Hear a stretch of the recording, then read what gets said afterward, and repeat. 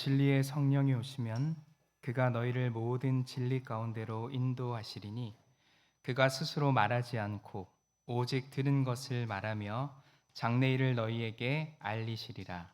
그가 내 영광을 나타내리니 내 것을 가지고 너희에게 알리시겠습니다. 아멘.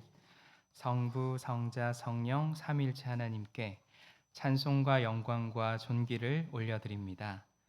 오순절에 초대교회 성도에게 임한 성령님을 기억하며 오늘 성령 강림 주일로 예배드립니다. 불같은 성령님, 오늘도 우리에게 찾아오셔서 모든 죄와 불의를 소멸시켜 주시옵소서. 바람 같은 성령님, 오늘도 우리에게 임하셔서 우리를 거듭남으로 인도하여 주시옵소서. 오늘 우리와 함께 하시는 성령님, 이 시간 우리 가운데 자정하여 주시기를 예수님 이름으로 기원하옵나이다. 아멘. 다 함께 찬송가 35장을 찬송합니다.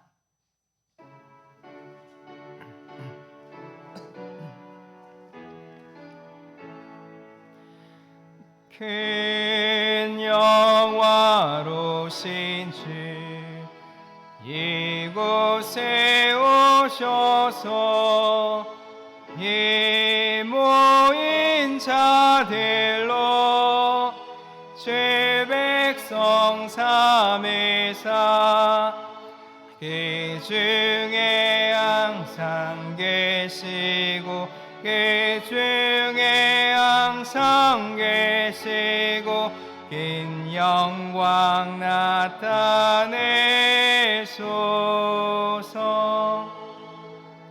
이 백성 기도와 또 예물 드림이 향내와 같으니 곧 받으옵소서. 주 예수께신 복음을 주 예수께신 복음을 만 백성 듣게 하소서. 또 우리 자손들 다 주를 기리고 저 성전 돌같이 빛나게 하소서. 주의 원하신 능력이 주의 원하신 능력이 내 끝날까지 주소서. 주 믿는 만민이 참 진리 지키며 예 성도들같이 죄 찬송하다가 저 천국 보좌 앞에서 저 천국 보좌 앞에서 늘 찬송하게 하소서. 아멘.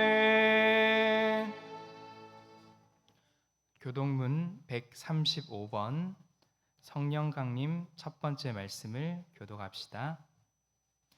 그의 위에 여호와의 영 곧 지혜와 총명의 영이 보략과 재능의 영이요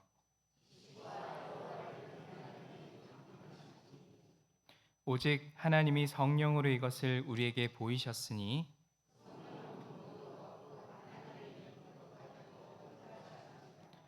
내가 아버지께 구하겠으니 그가 또 다른 보혜사를 너희에게 주사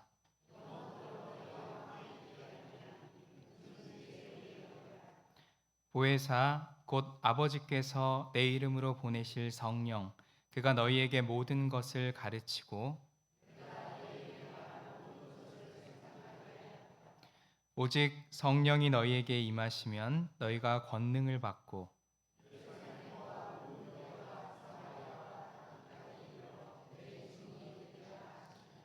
아멘. 우리 다 함께 사도신경으로 우리의 신앙을 고백합시다. 전능하사 천지를 만드신 하나님 아버지를 내가 믿사오며 그 외아들 우리 주 예수 그리스도를 믿사오니 이는 성령으로 잉태하사 동정녀 마리아에게 나시고 본디어 빌라도에게 고난을 받으사 십자가에 못 박혀 죽으시고 장사한 지 사흘 만에 죽은 자 가운데서 다시 살아나시며 하늘에 오르사 전능하신 하나님 우편에 앉아 계시다가 저리로서 산자와 죽은 자를 심판하러 오시리라. 성령을 믿사오며 거룩한 공예와 성도가 서로 교통하는 것과 죄를 사하여 주시는 것과 몸이 다시 사는 것과 영원히 사는 것을 믿사옵나이다. 아멘. 다 함께 찬송가 183장, 찬송가 183장을 함께 찬송합시다.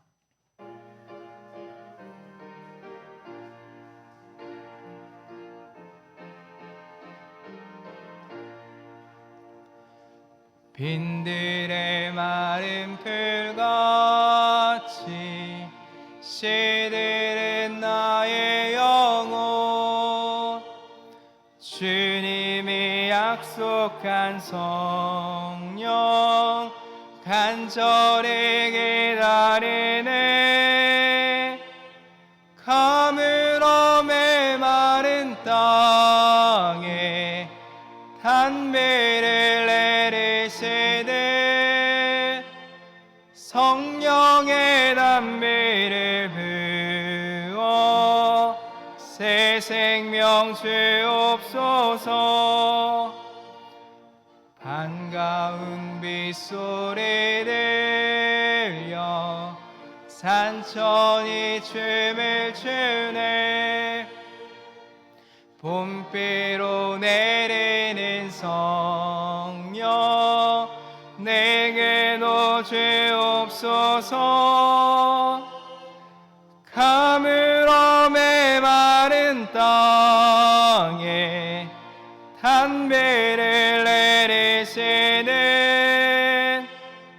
성령의 단비를 부어 새 생명 주옵소서 절 따라 우로를 내려 조목임을 성하니 갈급한 내 심령 위에 성령을 부소서 가물어 메마른 땅에 단비를 내리시는 성령의 단비를 부어 새 생명 주옵소서 참되신 사랑의 언약 어길 수 있사오랴 오늘의 흡족한 은혜 주실 줄 믿습니다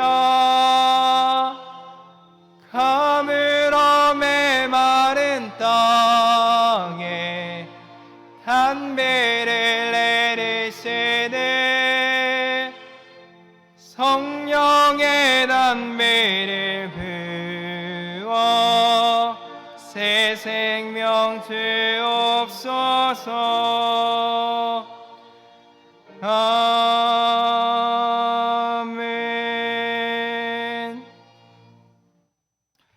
이경훈 집사님 나오셔서 기도하겠습니다.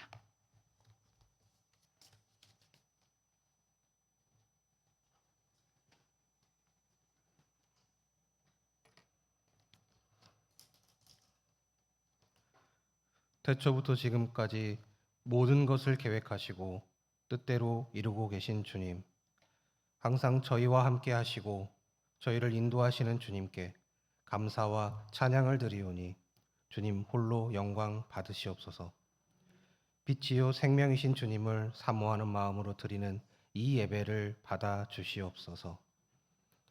각자에게 주어진 시간만큼 살아오면서 저희들 곁에 계신 주님을 느끼지 못하고 저희를 바라보고 계신 주님을 보지 못하여 매일매일이 지옥과 같은 삶을 살아가고 있음을 고백하오니 저희들을 불쌍히 여기시어 주님을 느낄 수 있는 믿음의 마음과 주님을 바라볼 수 있는 성령의 눈을 주시어 매일매일이 천국과 같은 삶을 살 수 있도록 역사하여 주시옵소서. 또한 주님께서 원하시는 크신 계획의 쓰임을 받으며 주님 주신 은혜와 성령님의 인도하심을 바라는 저희를 불쌍히 여기시어 실망하거나 후회하거나 실족하지 않도록 붙잡아 주시옵소서. 사랑의 주님, 주님께서 저희에게 주신 그 보혈의 사랑을 저희들 기억하게 하옵소서. 주님께 받은 그 사랑을 깨달아 신앙과 영혼이 성숙해져 이웃과 주변에 주님의 향기를 풍기게 하옵소서. 아끼지 않고 피하지 않고 주님의 그 사랑을 전하게 하옵소서. 지혜의 주님, 저희들 상처받지 않게 하옵소서. 주님 따르며 구별되는 삶을 살아가려 노력하는 저희들의 길이 가시밭길이 아닌 영광과 은혜의 길이 되도록 하옵소서. 세상의 눈과 세상의 잣대로 평가하지 않도록 그리고 평가받지 않도록 하옵소서. 그 눈과 그 잣대로 상처받아 신앙이 흔들리고 믿음에 금이 가는 일이 없도록 주님 지켜 보호해 주시옵소서. 눈에 보이지 않는 것을 보며 흔들리지 않으며 굳건하게 주님 주신 사명 잘 감당하도록 지혜를 허락해 주시옵소서. 주님, 오늘을, 이 시간을, 이 장소를 축복하여 주시옵소서. 주님의 축복으로 은혜가 넘치는 예배, 찬양이 넘치는 예배당, 사랑이 넘치는 신앙등교회가 되도록 하옵소서. 서로에게 힘이 되는, 서로에게 주님 말씀을 전하는, 서로에게 깨달음을 주는 저희들 되도록 하옵소서.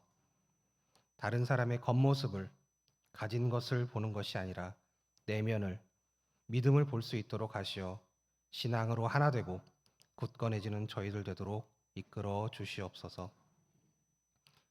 이 신앙등교회에서 주님 주신 사명을 잘 감당하시고 이제 안식월을 가지게 되신 장봉 담임 목사님을 축복하여 주시옵소서. 사람을 통해 일하시는 주님의 모습과 능력을 보여주신 귀한 주님의 일꾼이오니 그간의 노고를 위로하여 주시옵소서. 또한 앞으로의 새로운 사명을 능히 감당하도록 새 힘을 불어넣어 주시옵소서. 오고 감에 항상 동행하여 주시어 상함이 없이 안전하게 돌아오게 하옵소서. 주님, 오늘 주님께서 주신 말씀을 들고 단위에 서신 전영민 부목사님을 축복하여 주시옵소서. 성령께서 함께 하시어 주님 능력의 손으로 붙잡아 피곤함 없이 상함 없이 맡겨진 사명 넉넉히 감당케 하옵소서. 또한 순간순간 은혜와 지혜를 부어주셔서 마음의 평온함과 샘솟는 기쁨이 넘치게 하옵소서. 또한 전도사님과 교육목사님께도 축복을 허락하사 주어진 사명 잘 감당케 하시고 지켜 보호해 주시옵소서. 예배를 위해 정성으로 준비한 에츠 챔버 오케스트라의 찬송과 찬양을 받아 주시옵소서. 주님께 드리는 그 마음을 헤아려 주시고 그 손끝에 능력의 은혜를 부어 주시옵소서. 낮은 곳에서 보이지 않는 곳에서 남들이 알아주지 않는 곳에서 교회와 예배와 사역을 돕는 손길들을 주님께서는 아시오니 주님께서 친히 그들을 위로하시고 지켜주시고 은혜가 넘치게 하옵소서. 저희는 부족합니다. 능력이 없습니다. 주님께서 불러주시고 능력 주셔서 사용하심으로만 감당할 수 있습니다. 교만하지 않고 자만하지 않고 세상 이치로만 따지지 않고 신앙과 예배와 믿음이 회복되게 하옵소서. 이 모든 말씀 저희를 구원코자 이 땅에 오신 우리 주 예수 그리스도의 이름으로 기도드립니다.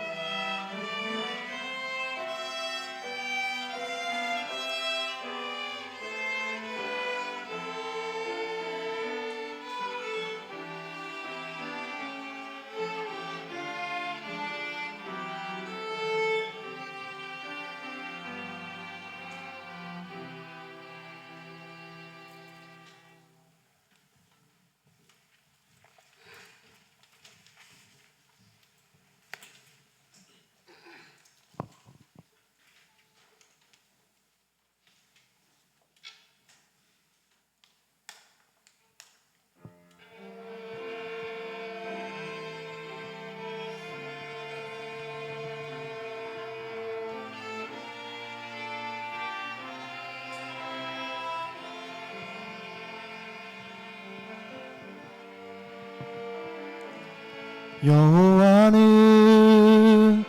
나의 목자니 내가 부족함 없으리로다.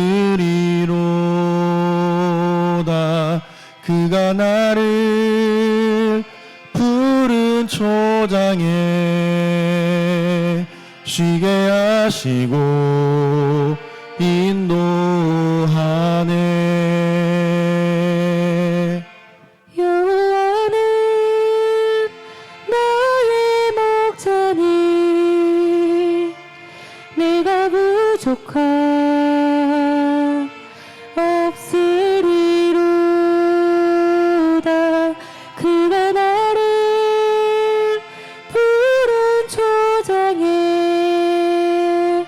쉬게 하시고 인도하네. 내가 사망의 음침한 계곡을 걸어도 두려워하지 않을 것은 주의 지팡이와 막대기가 나를 지키며 주님 나와 함께 하심이로다. 주의 선하심과 주의 안과 같은 사랑이 평생에 나를 따를 것이니 내가 여호와의 집에서 영원토록 거하리로다.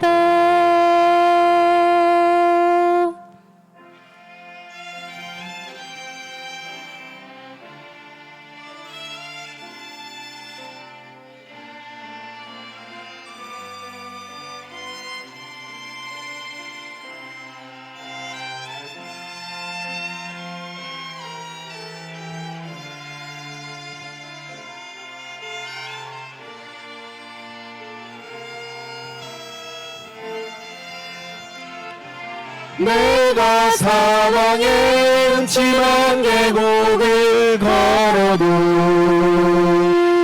두려워하지 않을 것은 주의 지팡이와 막대기가 나를 지키며 주님 나와 함께 하심이로다. 주의 선하심과 주의 한결같은 사랑이 평생에 나를 따를 것이니 내가 여호와의 집에서 영원토록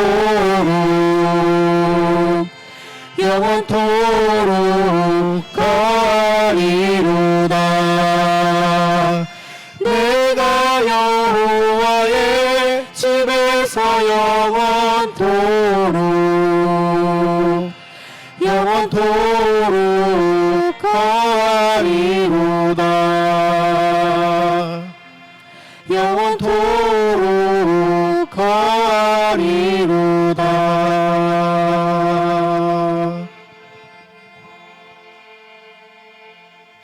하나님께 영광의 박수 올려드립시다.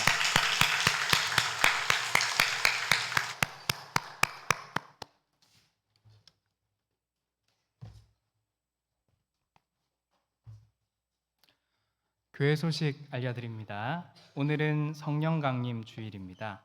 부활하신 주님의 말씀, 예루살렘을 떠나지 말고 내게서 들은 바 아버지께서 약속하신 것을 기다리라. 요한은 물로 세례를 베풀었으나 너희는 몇 날이 못되어 성령으로 세례를 받으리라 하신 말씀을 믿고 기도했던 그들에게 성령이 임했습니다. 그리고 그들은 세상의 방향을 바꾸는 능력 있는 사람이 되었습니다. 기도로 충만한 삶을 경험하시기를 원하며 예배 오신 여러분들을 주의 이름으로 환영합니다. 6월 월삭기도회가 1일 목요일 오전 5시 찬양팀 주관으로 있습니다. 6월의 첫날을 하나님께 예배함으로 시작하셔서 하나님의 온전한 인도하심을 받을 수 있기를 원합니다. 교회 창립 주일 준비를 위한 준비위원회 모임이 2부 예배 후에 청년부실에서 모입니다. 담임 목사님께서는 안식월 중에 있습니다. 쉼을 얻고 안전한 여정이 될 수 있도록 위해서 기도해 주시기를 바랍니다. 전도사님께서 30일 화요일 목사 수련생 교육으로 교육 참석으로 출사합니다. 잘 다녀올 수 있도록 위해서 기도해 주시기를 바랍니다. 주보 제본이 나왔습니다. 맡겨 계신 분들은 사무실에서 찾아가 주시길 바랍니다. 다음 주 식당 설거지 봉사는 16 공동체에서 합니다. 주보에 미처 실리지 못했는데요. 광고를 조금 늦게 받아서요. 대회 소식입니다. 새역사 70주년 기념 예배 및 선교 대회가 6월 9일 금요일 경기도 성남 분당 한신교회에서 있습니다.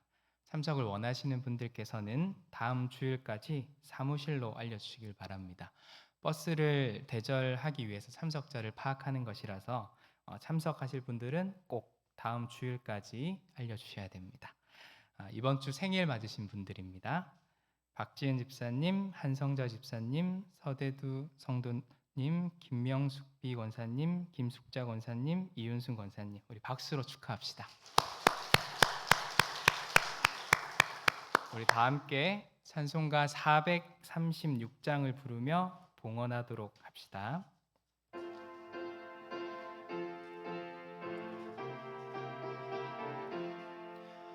나 이제 주님의 새 생명 얻은 몸 옛것은 지나고 새 사람이로다. 이 생명 내 맘에 강같이 흐르고 그 사랑 내게서 해같이 빛난다. 영생을 누리며 주 안에 살리라. 오늘도 내일도 주 함께 살리라. 주 안에 감추인 새 생명 얻으니 이전에 줬던 것 이제는 값없다. 하늘의 은혜와 평화를 맛보니 찬송과 기도로 주 함께 살리라. 영생을 누리며 주 안에 살리라. 오늘도 내일도 주 함께 살리라. 산천도 조목도 새 것이 되었고 죄인도 원수도 친구로 변한다. 새 생명 얻은 자 영생을 누리니 주님을 모신 마음 새 하늘이로다. 영생을 누리며 주 안에 살리라. 오늘도 내일도 주 함께 살리라. 주 따라가는 길 험하고 멀어도 찬송을 부르며 뒤따라가리라. 나 주를 모시고 영원히 살리라. 날마다 섬기며 주 함께 살리라. 영생을 누리며 주 안에 살리라. 오늘도 내일도 주 함께 살리라.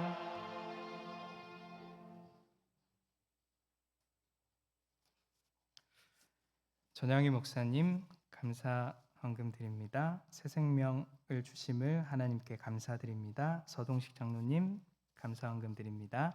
하나님의 은혜에 감사합니다. 남궁선희 집사님 감사헌금 드립니다. 하나님의 은혜에 감사드립니다. 배경봉 집사님 감사헌금 드립니다.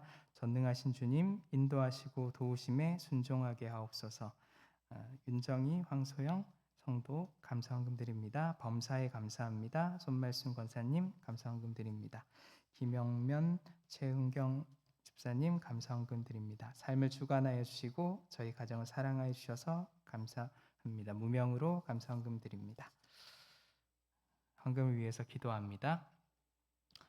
귀하신 주님 감사를 드립니다.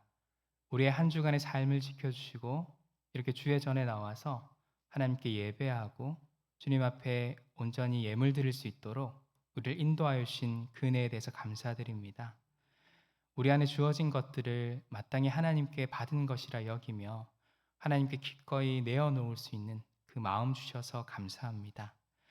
우리의 삶이 주님 앞에서 더욱더 온전히 자라나서 하나님께서 주신 그 물질 안에서 우리의 삶이 어려움 당하지 않도록 늘 지켜주시고 이 더하신 손길 가운데 넉넉한 마음들을 허락하여 주셔서 우리가 기꺼이 나누고 베푸는 일에 힘쏟을 수 있게 하시옵소서. 하나님을 사랑하는 그 마음 또한 자라게 하셔서 우리가 보여지는 것에 현혹되지 않게 하시고 보이지 않는 하나님의 뜻을 늘 분별하면서 살아가는 우리 귀한 성도들 되게 하여 주옵소서. 오늘도 우리와 함께 하여 주실 주님을 믿으며 예수님 이름으로 기도합니다. 아멘.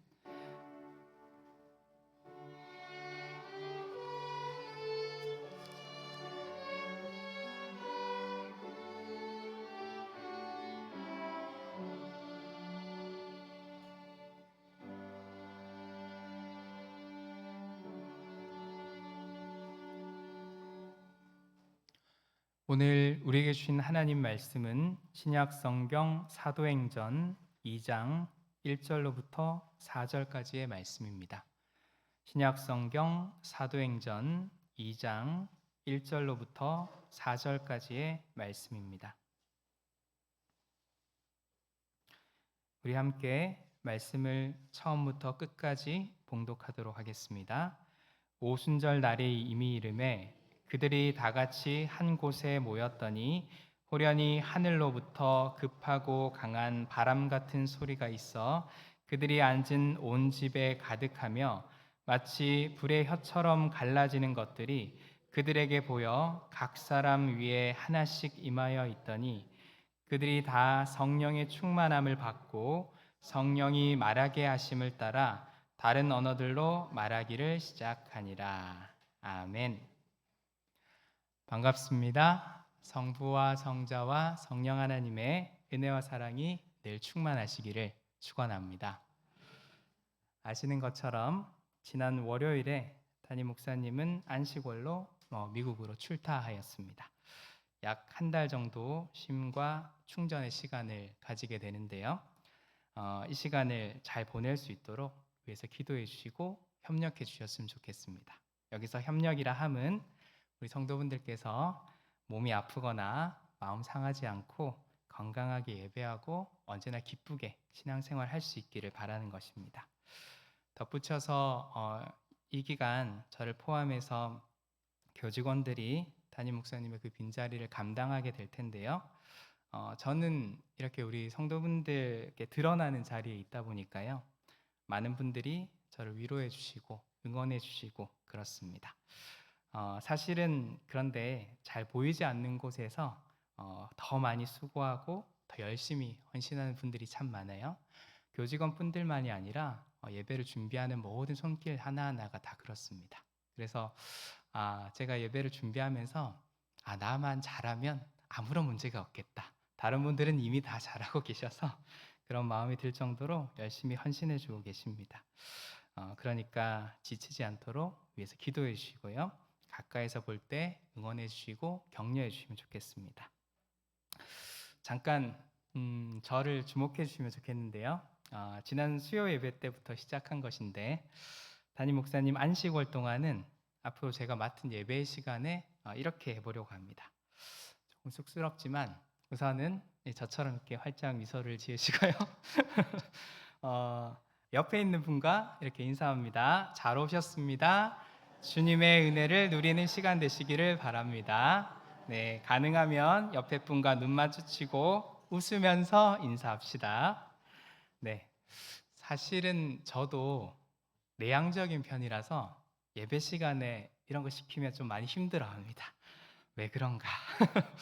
그런데도 이런 무리한 요구를 감히 여러분들께 드리는 것은 고백하자면 제가 좀 쓸데없이 진지한 편이라서요.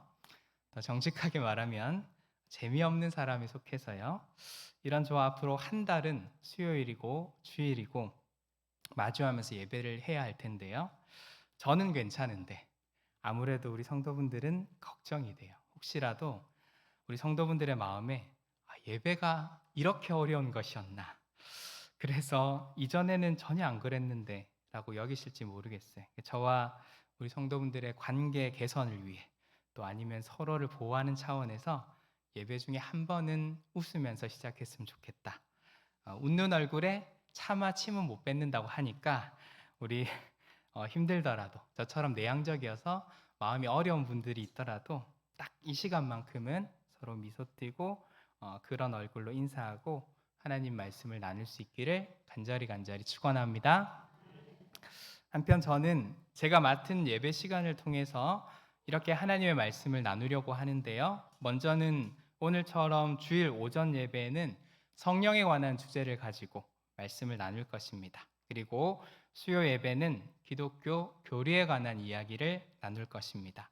해당 주제가 다소 무겁고 딱딱한 경향이 있어서 사실은 설교가 더 진지해질 경향이 있습니다. 그런데도 이러한 선택을 하는 것은 이것이 우리의 신앙생활에 큰 도움이 될 것이다 라는 저의 확신에서부터 비롯됩니다. 관련해서 말씀을 드리자면 아마 우리 성도분들께서도 마찬가지일 텐데 보통 신학교에 가면 성경을 열심히 공부할 것이다 라고 기대하고 생각합니다. 혹은 성경만 열심히 공부할 것이다 라고 생각합니다. 신학 공부를 마치면 성경에 정통하고 성경에 박학다식해질 것을 기대합니다. 저도 신학교를 입학하면서 그런 마음과 생각을 바탕으로 신학교를 입학하게 됐는데 사실은 공부를 하면서 그 반대에 가깝다는 것을 발견하게 됐어요. 그러니까 성경만 공부한다거나 성경을 주로 공부하지는 않는다라는 겁니다. 이것이 좀 이상하게 들릴 수 있을 텐데요.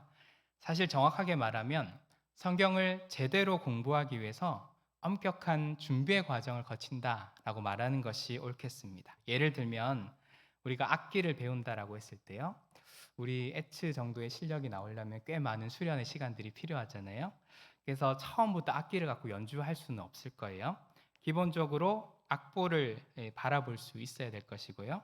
그 악기의 소리를 내는 방법을 알아야 되겠죠. 그래서 그 많은 훈련의 시간들을 거친 다음에 비로소 온전히 악기를 연주할 수 있는 단계가 될 겁니다. 마찬가지로 성경을 공부하는 것도요. 그와 같은 선행 과정을 거치게 됩니다. 왜냐하면 성경을 100번 읽고 1000번 읽고 심지어 10,000번 읽고 10만 번 읽는다고 할지라도 성경을 온전히 이해할 수 있는 것이 아니기 때문입니다. 만약에 그것이 가능하다면 아마 지금쯤이면 성경의 모든 말씀이 정확무오한 해석을 내놓았어야 할 것입니다. 무려 2000년이라는 기독교의 역사가 있고요. 성경이 대중화되기 시작한 것이 16세기의 종교개혁부터니까요. 그래도 적지 않은 시간이 흘렀음에도 불구하고 여전히 성경은 어느 누구에게서든지 완벽한 해석을 해내지 못하고 있습니다. 오히려 성경은 각 시대에 따라서 늘 새롭고 오늘 우리를 소생시키는 하나님의 말씀으로 우리에게 나타나고 있다는 것입니다. 그러니까 성경을 제대로 공부한다라는 것은요. 성경만 공부하는 것으로는 불가능합니다. 성경을 이해하기 위한 언어, 역사, 사상, 문화 등을 배우는 과정이 선행되어져야 합니다. 신학교에서는 그것에 관해서 여러 분과 학문들을 공부하게 됩니다. 그래서 성경의 원어인 히브리어, 헬라어 이런 것들 배우고요. 교회 역사를 배우고 또 교회의 오랜 그 사상을 정립한 교리라든지 교의에 관해서 배우고요. 고대와 현대에 관계된 여러 문화적인 요소들 배웁니다. 그리고 이러한 배경 지식을 바탕으로 성경을 바라볼 때 우리는 고대로부터 현대에 이르기까지 오늘 우리에게 주시는 그 하나님의 말씀이 무엇인지를 바르게 바라볼 수 있게 된다라는 것이죠. 물론 현실과는 괴리가 있는 이야기입니다. 신학교를 졸업한 모두가 이렇게 훌륭하고 탁월한 성경 해석을 해내는 것은 아니기 때문입니다. 어디까지나 이론적으로 이상적으로 그렇다는 것입니다. 그리고 악기를 배워보면 알지만 악기를 연주하는 것도 소리를 겨우 내는 수준이 있는가 하면 정말 탁월하게 연주하는 분들이 있잖아요. 예를 들면 우리 에츠 같이요. 그래서 저는 앞서 제대로 공부한다라는 전제를 달았었는데요. 근데 분명한 것은 이러한 공부 과정이 결코 헛되지 않다라는 것입니다. 모두가 탁월한 신학생이 아니더라도요, 모두가 탁월한 연주자가 아니더라도요, 그 공부하는 과정을 통해서 사람들이 변화하는 것을 보게 됩니다.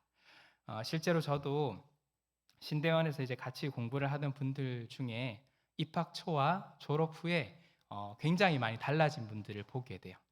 이전과 다른 모습들을 보면서 확실히 신학을 공부하는 것은 사람을 바꾸는 놀라운 의미가 있구나 하는 생각들이 들었습니다. 그런 점에서 우리가 앞으로 나눌 그 성경 또는 신앙생활을 새롭게 하는 것들이, 이런 주제들이 우리 안에 큰 도움을 줄 것이라고 저는 확신합니다. 그렇다면 이제 본격적으로 주일에 왜 성령을 주제로 하나님의 말씀을 나누려고 하는지 그 얘기를 좀 해야 될 것 같습니다.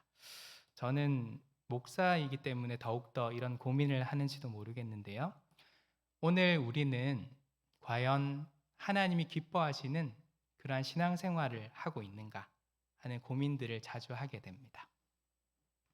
조금 냉정하게 말하자면 저는 그렇지 않다라고 생각합니다. 우리의 신앙생활 가운데 성령 하나님에 관해서 관심하지 않거나 잘 모르고 있다는 것이 그 증거이기 때문입니다. 잘은 몰라도 많은 경우에 우리의 일상을 채우고 있는 이야기 중에 성령 하나님에 관한 이야기는 거의 없을 겁니다. 갑자기 만나서 성령님께서 어떻게 역사하셨습니까? 어제 어떤 성령님을 만나셨습니까? 이런 얘기를 하는 걸 거의 본 적이 없습니다. 그리고 우리는 사실 성령 하나님에 대해서 크게 관심을 두지 않을 뿐만 아니라 오해하고 있는 경우도 참 많이 있습니다. 아마 성령 하나님을 안다라고 자부하는 이들일수록 더욱더 크게 오해하고 있을 가능성이 훨씬 높습니다. 왜냐하면 우리는 성령 하나님을 우리의 지성으로 온전히 이해하기가 불가능하기 때문입니다. 여러분들은 잘 모르시겠지만 제가 이 설교를 준비하면서 굉장히 많은 책을 읽었어요. 새벽 예배를 마치고 보통 새벽 예배 마치고 좀 자야 되는데 어떻게든 설교를 잘 준비해야겠다는 욕심에 책을 한 권, 두 권씩 읽기 시작했어요. 한두 권 읽다 보면 뭔가 길이 보이지 않을까 했는데 계속 책을 읽어도 아무리 읽어도 모르겠다라는 결론에 계속 도달하는 거예요. 그러면서 더욱더 분명해지는 건 우리가 성령 하나님을 그렇게 쉽게 알 수 있는 것이 아니구나라는 거였습니다. 그래서 그것을 오늘 우리가 읽은 성경 말씀 가운데서도 분명히 확인할 수 있는데요. 다시 한번 오늘 성경 본문인 2절과 3절을 같이 읽어보도록 하겠습니다. 사도행전 2장 2절과 3절의 말씀입니다. 같이 읽습니다. 호련히 하늘로부터 급하고 강한 바람 같은 소리가 있어 그들이 앉은 온 집에 가득하며 마치 불의 엿처럼 갈라지는 것들이 그들에게 보여 각 사람 위에 하나씩 임하여 있더니, 방금 읽은 성경 구절은 초대교회의 성도분들에게 성령 하나님이 임재하셨던 그때를 묘사하고 있습니다. 그것은 바람과 불로서 이렇게 비유되고 있습니다. 사실 이것은 성령 하나님의 모습을 특정 지을 수 없다라는 뜻이기도 합니다. 쉽게 말하면 우리는 그분을 정확하게 알 수 없다라는 것이죠. 이것은 원래 성령이라는 말의 원어에서도 확인할 수 있는데요. 구약 성경의 원어인 히브리어로 성령은 루하흐라고 얘기하고요. 또 신약 성경은 그 단어를 받아서 헬라어로 푸뉴마라고 얘기하는데요. 그러니까 이 루하흐라는 히브리어의 뜻은 바람, 숨이란 뜻을 가지고 있습니다. 고대 사람들은 성령을 생각하면서 바람과 숨을 떠올렸다라는 겁니다. 웬고하니 바람과 숨의 특징이 무엇입니까? 보이지 않는다라는 것이 하나 있고요. 예수님의 말씀처럼 어디서부터 와서 어디로 가는지 알 수 없다라는 특징이 있습니다. 그것은 한편으로 자유로움을 뜻하는 것이죠. 성령께서는 자유로운 분이십니다. 우리의 생각과 우리의 틀에 갇힐 수 없는 분이시다라는 것입니다. 그렇다면 오늘 우리가 할 수 있는 얘기도 없지 않냐고 반문할 수도 있겠습니다. 성령 하나님을 알 수도 없고 당신이 그렇게 책을 보고 공부했다고 해도 모른다고 하는데 무슨 얘기를 할 것이냐라고 물을지 모르겠습니다. 이에 관해서 저는 다시 원점으로 돌아가서 우리가 하나님이 기뻐하시는 그 신앙생활을 하기 위해서 성령 하나님을 알아야 된다라고 말씀드리고 싶고요. 성령 하나님을 안다라고 하는 건 한편으로 신앙생활을 온전히 할 수 있는 일이면서 또한 신앙생활에 관계되어져서 알 수 있는 것이다 라고 말할 수 있겠습니다. 근데 왜 온전한 신앙생활을 하는 것에 성령 하나님을 아는 것이 중요한 일일까요?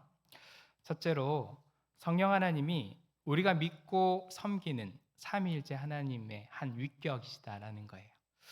이게 말이 굉장히 복잡한데 지난 수요일 날 이제 예배를 참석하신 분들은 무거운 마음을 가지고 돌아가셨을지 모르겠지만 그때도 느끼셨겠지만 참 어려워요. 삼위일체 하나님을 이해한다라는 것이요. 그래서 대략 정확하게 설명하자면 그 정도가 될 것 같은데요. 한 위격이라는 것이요. 그 얘기를 반복할 수는 없고 분명한 건 성령 하나님이 하나님이 되신다라는 것입니다. 많은 경우에 사람들은 성령은 어떤 에너지라든지 힘 같은 것으로 이해하고 받아들입니다. 그러니까 이 성령의 능력을 힘입으면 아주 특수한 능력을 가지게 되는 것처럼 생각한다라는 것입니다. 그리고 한때 성령 관련된 그 집회에서 실제로 그랬는지는 모르겠는데 그 인도자가 후 하고 바람을 불면서 성령 받으라 하는 그런 일종의 퍼포먼스를 하기도 했다고 들었습니다. 그러니까 그와 같은 성령의 이해 방식은 성령이 인격적인 분이 아니라 어떤 알 수 없는 에너지 같은 것으로 받아들이는 것이죠. 근데 분명한 것은 성령은 사실 그와 같은 에너지 혹은 파동 그런 것이 아니라 하나님이시다라는 겁니다. 그분은 우리가 믿고 예배하는 대상인 하나님이시다라는 겁니다. 인격적이다라고 하면 우리와 만나주시고 대화하시고 교제하시는 그런 분이시다라는 겁니다. 우리가 하나님을 생각할 때 표정도 없고 아무런 감정도 못 느끼는 그런 신을 떠올리지 않을 겁니다. 우리의 아픔과 우리의 감정을 충분히 헤아리고 만지시는 그런 분을 떠올릴 겁니다. 바로 성령님도 우리 가운데 그와 같이 역사하시는 인격적인 하나님이시다라는 겁니다. 그래서 우리는 창조주 하나님을 경배하고 구원주 예수님을 찬양하고 보혜사 성령님께 영광을 올려드리는 것처럼 그분을 하나님으로서 예배하고 신앙생활하는 것입니다. 그래서 성령님을 아는 것이 우리 신앙생활에서 중요한 일이 되는 것이죠. 두 번째로 성령 하나님은 교회의 영이시기 때문입니다. 잘 아시겠지만 오늘이 성령 강림 주일입니다. 이는 오늘 우리가 읽은 성경 말씀에 근거하여서 오순절에 성령 하나님이 초대교회 성도들에게 오신 그 사건을 기념합니다. 교회 역사는 전통적으로 1호부터 시작되었다라고 말합니다. 그러니까 초대교회가 이 성령 강림이라는 사건을 통해서 생겨났다라고 보는 것입니다. 그것은 교회가 어떤 곳인지를 분명히 말해주는데요. 사람들이 임의로 모여서 교제하면서 만들어진 공간이 아니라 성령 하나님을 통해서 세워지고 나타난 곳이다라는 겁니다. 다시 말해서 교회는 성령 하나님의 인도함을 받는 곳이다라는 것입니다. 그러니 우리가 신앙생활을 한다라는 것은 성령 하나님의 인도를 받는 일이 된다라는 겁니다. 달리 말하자면 성령 하나님의 인도함이 없이는 온전한 신앙생활을 이룰 수 없다라는 것입니다. 앞서서 저는 우리가 과연 하나님이 기뻐하시는 그런 신앙생활을 하고 있는가? 그렇지 못한 것 같다라고 진단했는데요. 그 이유가 여기에 있습니다. 우리의 신앙생활의 그 모습들 속에서 우리가 성령 하나님의 뜻을 구하고 그분의 인도하심을 받아서 행하는 일이 얼마나 있을까요? 입술로는 그렇게 고백하지만 실상 우리는 그렇게 살아가는지 돌아보아야 합니다. 어떤 신학자의 분석인데요. 교회가 성령 하나님을 얘기하지만 실상 교회에서 행하는 그 많은 일들이 성령 하나님의 도우심 없이도 이루어지고 있다라는 것입니다. 오히려 성령 하나님의 도우심 없이 아무렇지 않게 할 수 있는 일들이 더 많이 우리의 교회를 채우고 있다라는 것입니다. 그렇다면 우리는 진정으로 하나님을 예배하고 하나님의 그 뜻을 따르는 교회로서 신앙생활하고 있는 것인가 생각해 보게 된다라는 겁니다.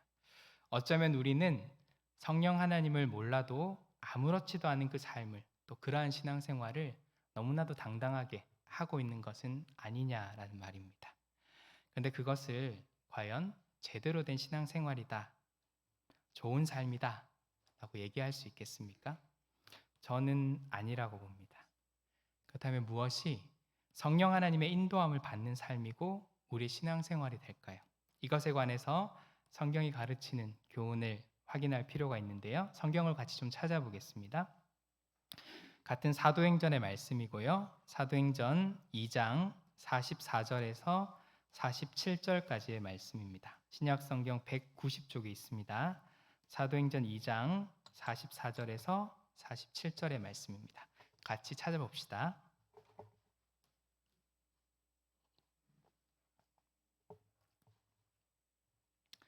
우리 함께 처음부터 끝까지 이 말씀을 같이 읽도록 하겠습니다. 믿는 사람이 다 함께 있어 모든 물건을 서로 통용하고 또 재산과 소유를 팔아 각 사람의 필요를 따라 나눠주며 날마다 마음을 같이하여 성전에 모이기를 힘쓰고 집에서 떡을 떼며 기쁨과 순전한 마음으로 음식을 먹고 하나님을 찬미하며 또 온 백성에게 칭송을 받으니 주께서 구원받는 사람을 날마다 더하게 하시니라. 아멘. 아마 잊으셨겠지만 제 기억으로는 그렇습니다. 우리 전사님이 올해 처음 그 오후 예배 한 설교가 이 본문 가지고 했던 걸로 기억하는데요. 교회에 관한 설교였을 겁니다. 이 본문은 오순절 성령 강림 사건 이후에 초대교회가 어떤 모습인지를 우리에게 보여줍니다. 그러니까 교회는 이러한 곳이다라는 것을 우리에게 단적으로 보여주는 것이죠. 이를 통해서 우리는 성령 하나님의 인도함을 받는다라는 것이 무엇인지를 알게 됩니다. 한마디로 세상의 가치와는 다른 삶을 살아간다라는 것입니다. 그것을 극복하고 넘어서는 삶을 살아가는 것이다라는 겁니다. 제가 일전에 그 다른 설교를 준비하면서요 알게 된 한 이야기가 있습니다. 이게 유튜브에 있는 이야기라서 조금 민망하긴 하지만 저한테는 굉장히 의미 있는 이야기여서 같이 좀 나누면서 말씀을 계속 이어가고자 합니다. 어떤 목사님의 기도 응답에 관한 이야기였습니다. 그는 한국 분인데 현재는 미국에 살고 있고 거기서 사역합니다. 그가 어릴 때, 그러니까 생후 8개월이 됐을 때 소아마비 장애인이 되었다고 합니다. 그리고 오랫동안 그렇게 장애인으로 살아왔습니다.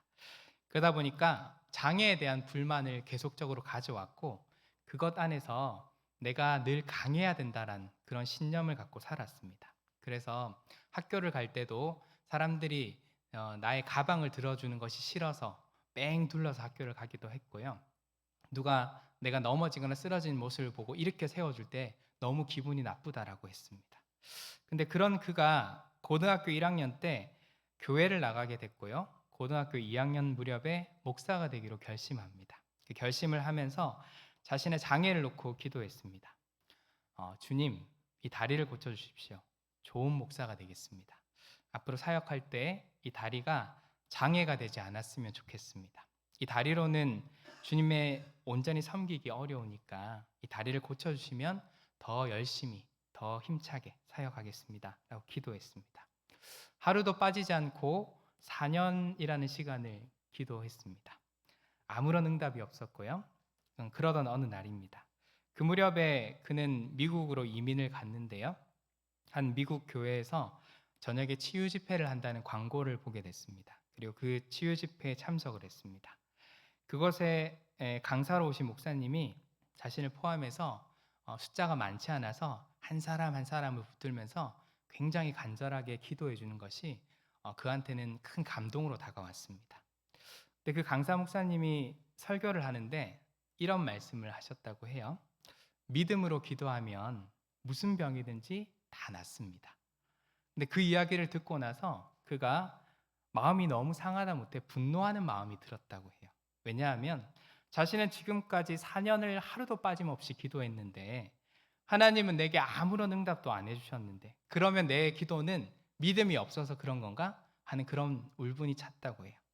집회가 끝나고 그 강사 목사님을 찾아가서 물었답니다. 아까 믿음으로 기도하면 모든 병이 낫는다라고 말씀하셨는데 맞습니까?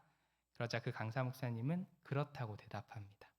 재차 맞는지 한 번 더 묻고 나서 이제 그 말을 반박하려고 사도 바울의 이야기를 생각하고 있었습니다. 무슨 얘기냐면 사도 바울에게는 오래된 지병이 있습니다. 그는 그것을 가시라고 표현하는데요. 고린도후서 12장에 보면 사도 바울은 이 가시를 놓고 3번을 기도했다라고 얘기합니다. 근데 성경은 그가 그 지병, 가시로부터 치유받았다고 기록하고 있지 않습니다. 그래서 이 이야기를 생각하고 이제 그 이야기를 놓고 반박하려고 했습니다. 근데 그 강사 목사님이 먼저 이야기를 합니다. 사도 바울의 가시 이야기를 아시나요? 이렇게 묻습니다. 네, 알고 있습니다. 대답을 그렇게 하자 그 강사님이 또 묻습니다. 강사 목사님이 또 묻습니다. 사도 바울은 그 가시를 치유받았나요? 이렇게 묻자 아니요, 그는 치유받지 못했습니다. 이렇게 대답했습니다. 그 강사 목사님이 이렇게 얘기합니다. 사도 바울의 그 가시는 치유받았습니다.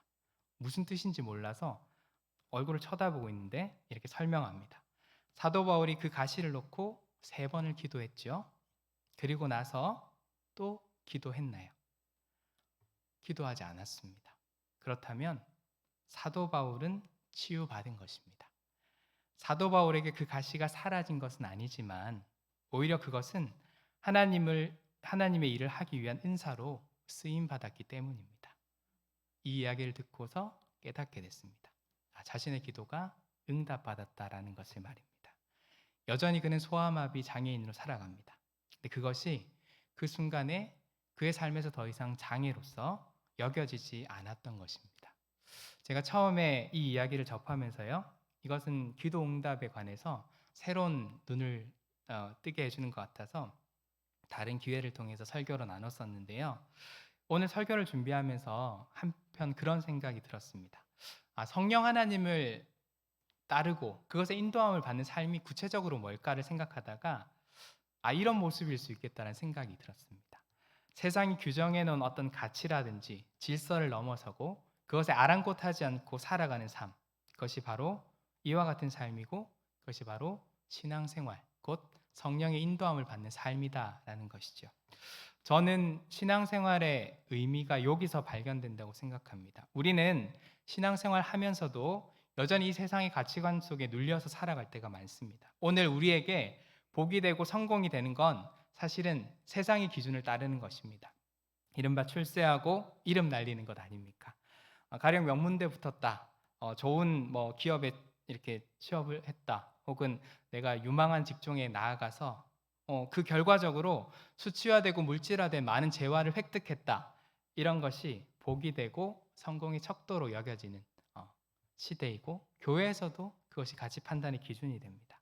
그러면 그 밖의 삶은 낙오이고 실패입니까? 아마도 세상의 기준에 따르면 그런지도 모르겠습니다. 오늘 우리에게 그것이 삶의 전부라고 한다면 우리에게는 그렇게 희망적인 모습이 아닐 겁니다. 늘 경쟁에서 살아남아야 하고 그 경쟁이 뒤처지면 미래가 없는 그런 사회를 살아가고 있으니까요.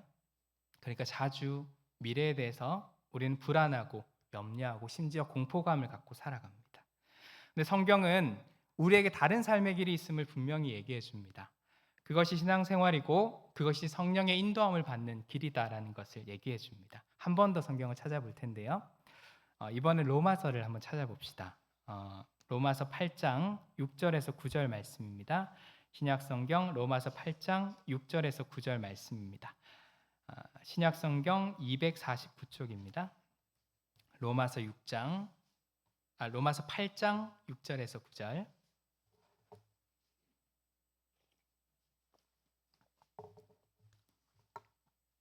같이 읽도록 하겠습니다. 처음부터 끝까지 같이 읽습니다. 6절에서 9절입니다. 육신의 생각은 사망이요 영의 생각은 생명과 평안이니라. 육신의 생각은 하나님과 원수가 되나니 이는 하나님의 법에 굴복하지 아니할 뿐 아니라 할 수도 없음이라.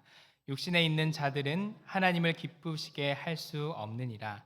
만일 너희 속에 하나님의 영이 거하시면 너희가 육신에 있지 아니하고 영에 있나니 누구든지 그리스도의 영이 없으면 그리스도의 사람이 아니라. 아멘. 방금 읽은 그 성경 구절 마지막 구절을 주목해 보시길 바랍니다. 누구든지 그리스도의 영, 곧 성령이 없으면 그리스도의 사람이 아니라. 다시 말해서 우리의 신앙생활은 성령의 인도함 없이는 온전해질 수 없다라는 겁니다. 더욱이 이 길 안에 있을 때 우리에게 생명과 평안이 있다라는 것입니다. 이것이 오늘 우리의 삶을 새롭게 하는 길이 됩니다. 이 세상의 가치를 넘어서고 그것과는 다른 삶의 길이고 성령의 인도함을 받는 삶의 모습인 것이지요. 그래서 바라건대 오늘 우리 성도분들께서 성령 하나님의 인도하심을 받고 살아갈 수 있기를 바랍니다. 앞으로 성령 하나님에 관해서 연속해서 나누게 될 텐데요. 이를 통해서 우리가 더욱더 성령 하나님을 온전히 알아가는 일에 힘쓸 수 있기를 바랍니다. 그 속에서 살아가는 그 성령 하나님의 인도함을 받고 살아가는 그것이 우리의 삶에 얼마나 귀하고 복된 것인지를 누릴 수 있는 우리 모두가 될 수 있기를 간절히 축원합니다. 우리 잠깐 기도합니다. 귀하신 주님 감사합니다. 오늘 우리의 삶에 찾아와 주셔서 주님께서 우리와 함께하여 주옵소서. 세상이 우리를 위협하고 세상의 가치 가운데 농락당하는 우리의 삶이 아니라 성령의 인도하심을 받고 오늘 우리의 삶이 새로워지고 생명과 평안 가운데 거하기를 소원합니다. 주님께서 우리의 삶을 새롭게 하시고 우리의 삶을 온전케 하실 것을 기대합니다. 우리의 길을 열어주시고 우리가 그것 가운데서 온전히 살아갈 수 있도록 인도하여 주옵소서. 함께해 주실 주님을 믿으며 예수님 이름으로 기도합니다. 아멘. 우리 함께 찬양하고 축도함으로 예배를 마칩시다.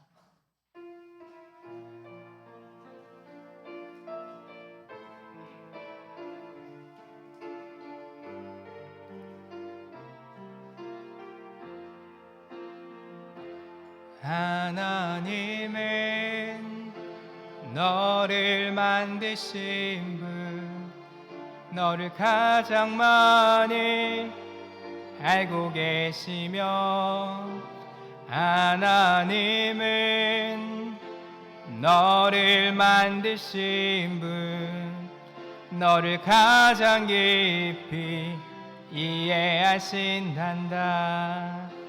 하나님은 너를 지키시는 분, 너를 절대 포기하지 않으며, 하나님은 너를 지키시는 분, 너를 쉬지 않고 지켜보신단다. 그의 생각 셀 수 없고 그의 자비 무궁하며,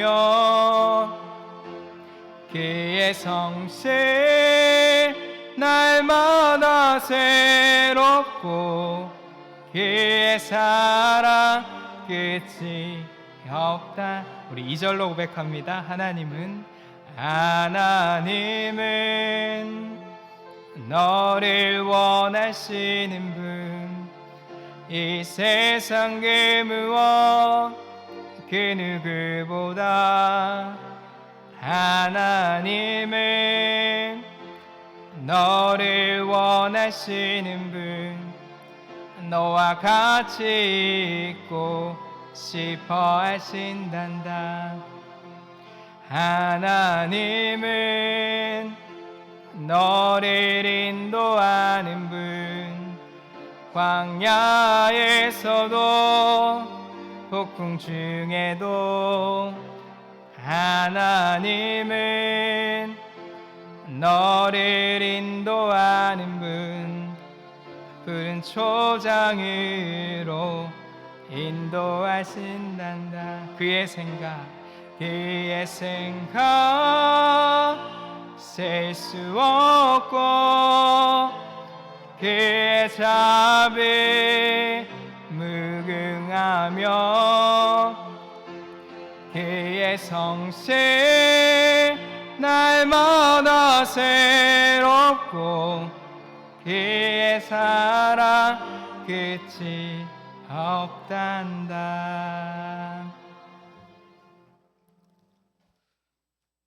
지금은 우리 주 예수 그리스도의 은혜와 하나님의 사랑과 성령의 교통 역사하심이 오늘 이곳 가운데서 하나님을 예배하고 성령의 인도하심을 따르기를 힘쓰는 우리 모든 성도들 가운데 영원토록 함께 하시기를 축원하옵나이다. 아멘.